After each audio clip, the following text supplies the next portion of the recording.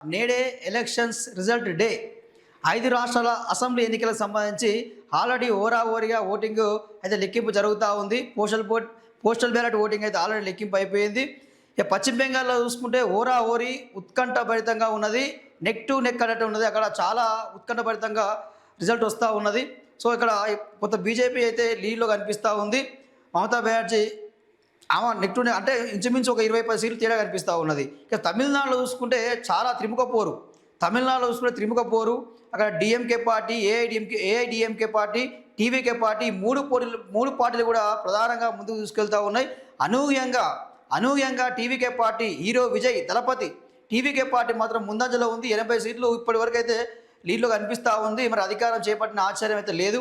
ఒకవేళ హంగ్ ఏర్పడే పరిస్థితి వస్తే తమిళనాడులో హంగ్ ఏర్పడే పరిస్థితి వస్తే ఏఐడిఎంకే, టీవీకే పార్టీ 2 పార్టీలు కలిసి కూడా ప్రభుత్వాన్ని ఏర్పాటు చేసే దిశగా కూడా ఆల్రెడీ రాజకీయ వర్గాలపై చర్చ అయితే జరుగుతూ ఉంది. ఇక కేరళ చూసుకుంటే అక్కడ పినరాయి విజయ్ వెనుకంజలో ఉన్నాడు.